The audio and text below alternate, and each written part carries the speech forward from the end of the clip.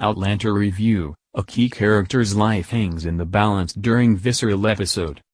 In Monsters and Heroes, Jamie and Roger bond, while Bree finds an innovative use for her talents in the past. Just when Outlander fans thought the Frasers could enjoy some quality family time on the homestead, tragedy struck again on Sunday night's Monsters and Heroes when Jamie, Sam Heughan, and Roger, Richard Rankin, went out hunting for buffalo to prepare for the winter. It was immediately clear the excursion would be an opportunity for son and father-in-law to further bond despite their differences, but what neither of them bargained for was Jamie being bit by a venomous snake that did worse than leave him feeling like a moldy pile of tripe. From that moment on, the episode focused on Jamie's battle to survive, first in the forest where he and Roger were forced to camp, and then later on at Fraser's Ridge as Claire, Caitriona Balfe, tended to his worsening injuries. Despite Roger's quick thinking, he wasn't able to cut and suck all of the venom out of the bite, and before long Jamie battled a severe infection. Without a needle to inject penicillin into his bloodstream, Claire was left with one option: cut off Jamie's maggoty leg or let him die. Speaking directly to the mindset of the time, Jamie refused the saw and made Claire go against everything in her nature by promising not to amputate, a scene that was foreshadowed earlier this season when Claire wanted to amputate Aaron Beardsley's, Christopher Fairbank, leg.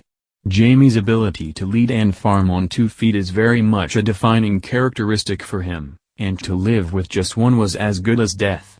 It's not the first time viewers have seen Jamie's stubbornness come between him and Claire or endanger their lives, and it probably won't be the last. But it also led to a moment of clarity between the two, when they were once again faced with the possibility of one living without the other. This is a love story at its core, after all. It's certainly a theme the show has played on before. At any rate, the entire story continuously depends on the Frasers being in danger, but this time it was young Ian, John Bell, who played an important role in Jamie coming to his senses. Ian hit his uncle with a passionate speech that reminded viewers of how modern mindsets have always played into the past on this series. As part of the argument why losing a leg to save a life isn't the worst thing that could happen to a person, no matter what era they're living in, Ian brought up his own father and Fergus, Caesar Damoy, as examples of men without body parts who are doing just fine, thank you very much. That, coupled with Claire's despair, were enough to allow Jamie to finally brave life on one leg and agree to the surgery. Fortunately for him, Claire never had to make a cut. In a dramatic twist that was foretold at the beginning of the episode during Claire and Bree's, Sophie Skelton, mother-daughter chat, Bree fashioned a needle out of the snake fangs Roger had saved after it bit Jamie. In a very visual scene at the last possible moment, Claire was able to inject the penicillin and save Jamie, leg and all.